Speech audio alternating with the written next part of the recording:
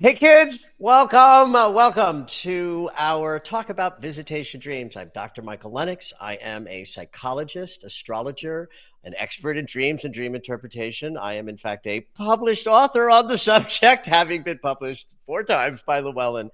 And this is my first LlewellynCon. I'm very excited to be here. So welcome. We are going to talk about visitation dreams, like what are they? How do you know you're in one? But to understand that, we really just have to start with what are dreams? Why do we have them? And what are some of the structures that are sort of activated in the brain that allow for the mystical experience to happen, right? So let's start with this idea, just conscious awareness as an idea, as a concept. We tend to think of our conscious awareness as a binary of on and off. We're awake, the conscious awareness is on, we are lit up, we are aware, we know who we are, we know when we are. And then we go to sleep, and then the thought is conscious awareness goes off, it's turned off, and then we're like dead for a few hours, and then we wake back up, binary off on. But it's not really like that. Now, I'm an astrologer, and astrology gives us a kind of perfect model for this. The sun is our conscious awareness. So the who you are is like the sun burning bright in the center of our solar system saying, I am, never goes out, never turns off, never goes to sleep, burning brightly. Then you got Mercury zipping around the sun going, I think, I narrate, I talk about things, I see where we are, who we are, when we are. That's what goes to sleep. You can then, in this model, let's translate this model over into dreaming and the brain. Now we're going to think of the brain as the sun, burning bright from the first breath you take to the last breath that you breathe out and pass away. Your brain is like the sun, consciously aware of who, when, where, what you are. And there's this thinking mind. You can think of that as a brain structure. It'll be actually several brain structures all working together, but that's what goes to sleep. So you have to sort of understand that as a kind of abstract, almost mystical principle, because the more we learn about dreams and dreaming and brain function, the world of science in its hubris tends to poo-poo and diminish the mystical. Remember, when we first started thinking about dreams in a more cogent way like this 150 something years ago, psychologists believed in the mystical property of dreams' ability to open us up into unconscious material. And so we have always been ahead of the scientists in the world of mysticism. I consider myself half scientist, half mystic, which is both fun and frustrating at the same time. But we want to start with brain function, brain structure, and sort of what's going on in the brain. So while we are awake, the waking brain is very activated. It's all lit up. It's filled with electricity, and there's all kinds of stuff happening. And we can measure that activity as a function of loosely what we would call brain waves. And when we are awake, those brain waves are very chaotic and buzzy because we're doing things. We're awake, we're thinking, we're moving, we're activated. And the brain reflects that. Then when we start to go to sleep, we can measure this in the sleep lab, that the chaos in the brain starts to quiet. And now you will start to see, if you measure this, the brain waves synchronizing. They go from chaos to less chaos. There are these 5 stages of sleep, and each subsequent stage reflects more synchronization and less chaos. You can just think of this as a kind of awake, light sleep as you're sort of synchronizing, a place where there's deep sleep. And in deep sleep, there's this very synchronized brainwave function. If you were roused during deep sleep, you'd be very groggy. In fact, this is why long naps are sometimes problematic, because you might wake up in deep sleep and not after a REM cycle, and you're like, oh, I can't function. That's deep sleep. Then something miraculous happens. The brain paralyzes the body, so you literally can't move. And once that is set up, the neofrontal cortex pops on back into chaotic, unsynchronized expression because the brain is now doing stuff. That's why you're paralyzed. You're paralyzed because if you were responding to everything that your brain was experiencing, you'd be moving around your world and walking and doing things. In fact, sleepwalking is a diminishment of the paralysis enough to have the body respond to internal stimuli that the brain is going over. So there's functionality in this experience where deep sleep is over, the body is paralyzed, you're still asleep, but the brain lights up, and we call it REM, rapid eye movement, for the fact that your eyes will dart around because why? They're responding to the internal stimuli that the brain is lit up. So when this is working well, you're paralyzed enough to not get out of bed, but not so paralyzed that your eyes aren't like zipping around, like looking at the things that your brain is processing. So there's importance to this phase that we understand through science, right? So it's the most important thing the most important thing is the metabolic waste cleanup, but we form short-term memory in REM sleep. That's why we are experiencing the day's activities often in dreams. Like we'll go to the grocery store in the day and we might dream of being in a grocery store at night, because part of what your brain is doing in REM sleep is revisiting everything that has happened all day long, making memory out of the things that's important and just discarding everything else that's unimportant.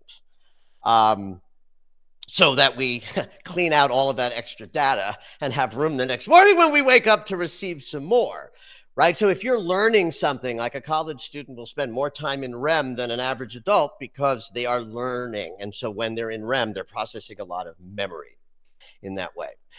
The other thing that's happening in REM sleep from a scientific perspective is the metabolic waste cleanup. All cells poop. They're like little engines, and their mitochondria like explodes activity, and that activity, that energy, has byproducts that are wasteful. And we have this beautiful lymphatic system that clears out all of the waste so that we stay healthy. Dry mouth, so I have a little medical lozenges, so I can talk. So if the brain doesn't poop, you die because metabolic waste really is toxic. That's why we get rid of it. But there's this blood-brain barrier between the brain and the rest of the body to protect the brain from all of the shit that's down there that would be problematic if it got up to the brain, right? So brain cells poop during REM sleep. There's this weird thing that even happens where the brain cells shrink and the cerebral spinal fluid gets more engaged between cells, and then they squeeze back out, pushing the metabolic waste into the cerebral spinal fluid, which then goes down into the spinal cord and into the body where the lymphatic system can pick that stuff up. This is why you need REM sleep to feel alert and energized. When you're tired, it ain't your body. Your body is a machine that could go and go and go and go. The brain can't go and go without this cleanup. And so that's happening in REM sleep. So now the scientists will tell you, you are forming memory in sleep. You are cleaning up poop from your brain cell function, and that the imagery that you're experiencing is just detritus from the brain. Well, that's the hubris of science. You know, it's like scientists put masterful meditators into MRI machines and measure their brain waves and see a particular portion of the brain light up when they're in masterful trance. And then they say, look, it ain't a trance, it's just the brain. It's like, no. You're just looking at what the brain is doing while the person is connected to mystical realms. But the mystics then have to take over and say, no. There still is all of this value in dreams. So this comes now back to the perception game. This is what I think sort of is going on in dream experiences. First of all, we are multidimensional beings. You can sort of think of us as like three-dimensional beings and four-dimensional beings. In the three-dimensionality of us, we are living a life moving through time, unaware of the future, aware of the past through memory, and aging as we go. But in our fourth dimensional consciousness, again, we're in mystical land, so whatever that is, that in that fourth dimensional consciousness, our existence is. We exist as sort of an eternal being that does, in the three-dimensional world, have to experience itself through time, but exists in an entire sort of way in and of itself. So back to the image of the sun and Mercury as a kind of image to help use a symbol to describe what I'm talking about, then the sun is our four-dimensional consciousness, and our thinking is the three-dimensional consciousness that's limited to time.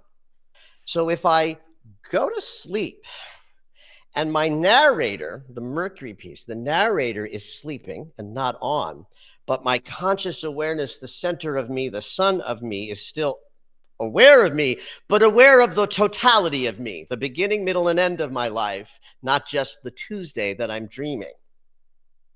Then in this way, when that narrating mind goes to sleep, our multidimensionality that is always present, it doesn't show up when we sleep, it's just that the limit of perceiving it is not there, and so we are free, relatively speaking, to perceive many things that are not rational or centered on a kind of three-dimensional, scientifically limited consciousness. So, the psychologists have believed from the beginning that the dream world opens us up to perceptions that are unconscious. And this is where sort of Freud came in and said by experience and anecdotal evidence that when he allowed his patients to just talk about their dreams in a free-flowing sort of way, he, as the observer, was able to make accurate observations about what that person's unconscious might be expressing. And then by containing it in a kind of ongoing conversational experience, he was able to see shifts and changes in their, what they called then their neuroses, their neuroticisms, their hysterical symptoms, that awful word. So from the get-go, the world of psychology has understood that there's something mysterious and mystical. But let's go back a little bit earlier. Let's go back a few thousand years when we moved out of hunting and gathering and we began to sort of aggregate around fires in clans, and language arose, and maybe civilization was beginning to occur because communities could store food and people could specialize and focus on other things. If you didn't have to hunt, you didn't have to gather, you could do other things. Some of the people who did other things than hunt and gather would look up, look at the stars, look at the moon, look at the world, and create stories around the mystery of what it was like to be alive. And so what do you think they were talking about when they hung around the fire? They were talking about the hunt and their dreams.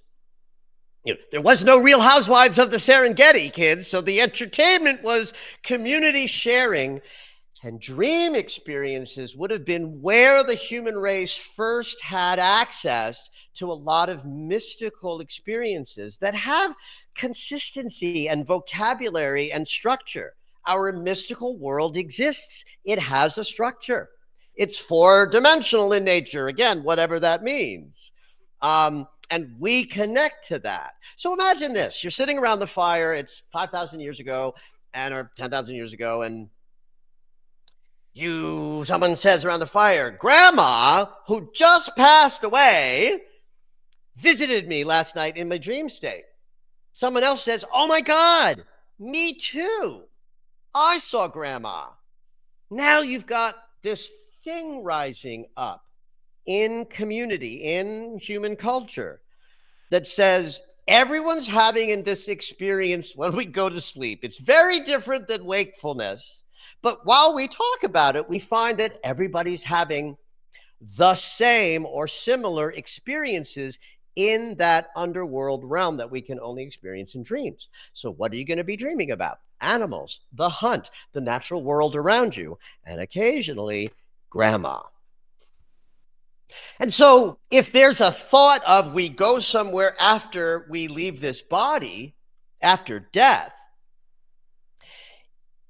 we know that because of dreams.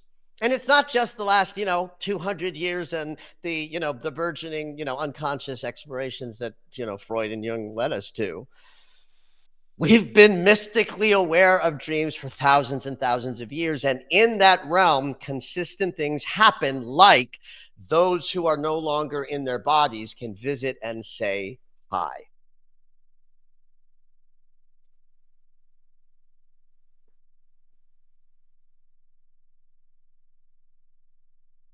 So let's sort of now turn our sights to what Freud and then Jung sort of offered us. You can think of Freud as linear and Jung as circular. So it goes like this. Freud comes along, he discovers this idea that if he lets people just free associate and include talking about dreams they've had, new awarenesses show up in the room. That's exciting to him. He contains that and he creates this sort of experience. He called dreams the royal road to the unconscious mind, meaning if you hold them sacred and follow them, you will land in your deep unconscious where there's wisdom to be gathered or garnered or received. But he was linear in that he was reductive in his theories. He believed there was one drive, and it was the libidinal sexual drive. And he believed in this sexual repression experience, that anything that was uncomfortable in your world, you shoved down in a linear fashion, consciousness, unconscious, and you repress that material. And that material becomes your neuroses, but is also accessible through dreams, that you can get to the repressed material. And if you come from a Freudian perspective, it's all going to ultimately be about misguided sex drives, because Freud believed there was only one drive. By the way, all of us teachers, whether we're operating at the level of a Freud or at the level of a Dr. Michael Lennox, we all just teach from our experience. And if you know anything about Freud and you know about how much he sort of, loved his mother and hated his father, and then the Oedipal complex becomes something that really came out of his relationship with his mother and his father, that is not universal. It's not that what he put forward isn't accurate for the human experience, but it's a limited perspective because it's linear and singular in nature. So he comes along, in the middle of the 19th century, and a generation later, this guy in Switzerland named Carl Jung, sees Freud's work out there and says, oh my God, he's doing the same stuff I'm doing. I'm so excited. I have found my mentor. And Freud goes, oh my God, I found my protege, my perfect protege who will take over the mantle when I'm gone. Both supreme narcissists. And Freud was like very objectionable to anybody who counteracted anything he had to say. Like if you disagreed, you were dead.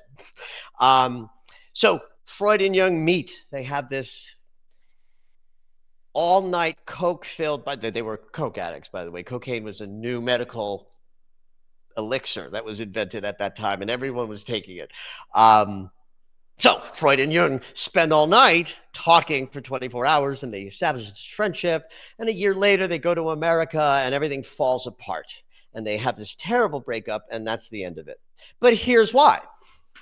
Freud, very reductive, singular drive, everything is this. And Jung is like, no, it's a circular consciousness. There are many, many, many drives.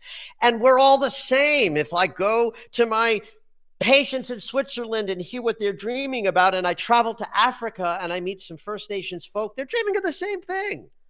These guys are being chased by bankers and creditors, and these are being chased by lions, but it's the same thing. the collective unconscious is discovered. Now we're in more of this three-dimensional, four-dimensional consciousness because Jung came along and provided for this. And he was a deep mystical man, deeply mystical man. Problematic as all fuck. This is not necessarily a good man by modern standards. He was certainly a misogynist and patriarchal and all the white European man things that we're trying to rectify and correct. But he taught us about the archetypal mystical nature of our humanity, and that we are all part of this collective, that we're filled with different energies that he used archetypes to describe. That if you have feelings of love in your world, there's an archetype of love that is your loving nature. When you are aggressive and angry and destructive, there's an archetype for that lives inside of you. You know, the magician archetype is one that I relate to as a teacher and a purveyor of wisdom. You know, so he created a human three-dimensional understanding of consciousness that more directly included our multidimensional mystical nature.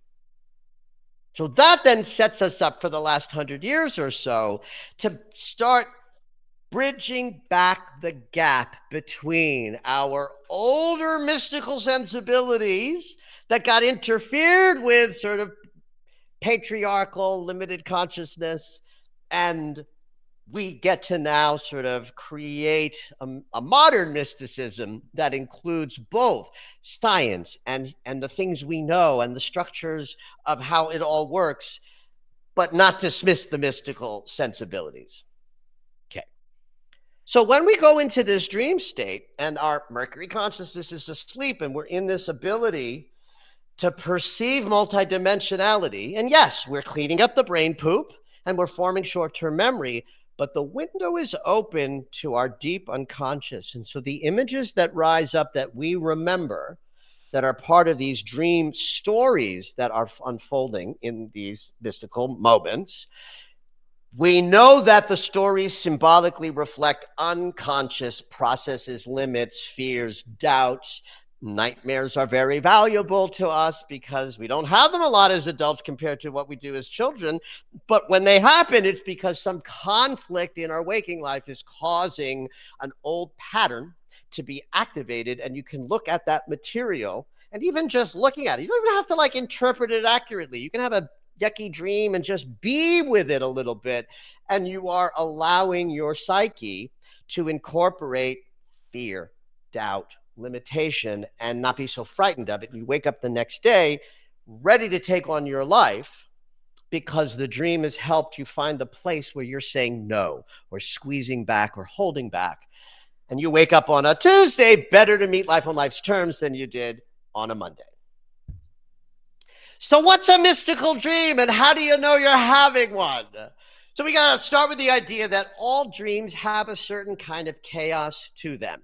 The storylines take you in all sorts of places. You zip and jump from one place to another. Sometimes time is funny and juxtapositions of stuff. And that's a dream. We all sort of know what that is. Then every once in a while, you'll have an experience that's very singular in setting. That's the first clue that you're in a visitation dream. It's not chaotic. There's not a storyline unfolding. The singular experience of the dream is the interaction with the other person. Very often, the singular seat is the bedroom. It is very common for visitation dreams to take place in the room that the dreamer is sleeping in, and the visiting person shows up in the room. You're sleeping, you're dreaming, but you dream that you're in your bedroom and in comes grandma. Oddly enough, this seems like such a movie trope that these visits would happen on like idyllic park benches in, lovely natural settings. And yet I've heard dozens of hundreds of examples of this where that's exactly right. I was in a beautiful setting on a park bench and grandma came in and sat down next to me. I've certainly heard visitation dreams that weren't in the room or on a bench, but the singular setting is the first clue. Secondarily, there's going to be a conveyance, a message, singular in nature, sometimes verbally expressed, very often just felt. And of course, it's going to be a very clear message of, yes, all is well. I love you. Something comforting, but singular. That's a classic visitation dream. I would say there are sort of three things to think about with this. One is a pure visitation dream. I've just described it to you. If someone has passed away and you have a dream that is more of the storyline dream unfolding and the person is there in the dream, that's probably a visitation dream as well. If someone who's passed is in your dream and is acting as a typical dream where there's chaotic movement and shifts and changes and all kinds of stuff, then you're probably having a dream about your own psyche where the avatar of your parent in the dream or the person who is like passed should be interpreted as a character aspect of yourself. So if grandma was nurturing and caretaking and she's the one who passed and you're having a chaotic dream and grandma's sort of part of it, grandma might be representing your self-care nature and not necessarily her. But only if the dream feels very chaotic and she's not just sort of present in that kind of way. So pure visitation dream, midline dream where the presence is there kind of helping or assisting, or a dream where you're just processing your own psyche and grandma shows up and she should be interpreted as an aspect of you, the dreamer.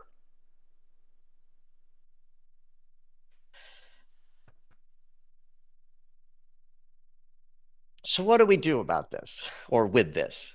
One thing I'll say is I've only had this experience maybe 2 times in the way that I'm going to describe it, where I interacted with somebody who was sharing with me not only that they had a visitation dream, but that it transformed them on a level way greater than the missing of the person and then experiencing the love, but the sense of like, holy shit, that was real, because it feels real because it is real. It's real. It's a bona fide mystical experience that happens. And so it can be transformative to the person who might not have space in their typical movement through life for mystical perceptions. And then there's a threshold in the sand where it's like after that, it's like game changing. I can remember one particular young man that I spoke to socially. He knew who I was and what I did, and somehow we wound up in a little private conversation, and it had been recent, and the depth of his emotional experience at having been transformed by, I don't think it was his grandmother, but I'm just using grandma because it's a cute avatar for any passing person. But that's the stunningest thing that I've experienced in working with people and listening to their visitation dream experiences. So that then leads me to the sort of final point I want to make, which has to do with when someone's passed and there's a desire for a visitation and it doesn't happen. I've certainly talked to a lot of people about that. They're in grief and they crave a connection that they know is possible through the dream experience, and they don't get it. In fact, right here, right now, my assistant, her husband, who also works on the team to support me, his father just died, and he just traveled to the funeral. And the night before he came home, which was like, I think 2 nights ago, Dad visited Eddie. And yay. I'm not woo-woo enough to really say this, but if I were, I would say that if you don't get a visitation, it's because it's not needed. And that the visitation experience happens when the receiver of the visitation needs it on a psychic, soulful level. And that if there is no business that needs to be fixed or healed or shifted, it might not happen. Again, I don't know if that's true or accurate, kids. That might just be like a little wooey comfortable thing we say to each other, to justify something like that. But that would be something I would offer as a point of comfort, and I certainly understand that wish and the desire. So thanks for taking this journey with me, kids. We are done. Our time is up. I've had a blast. So thank you, and have a beautiful rest of your day. And if you're hanging out at LlewellynCon, I hope the rest of your sessions are vibrant.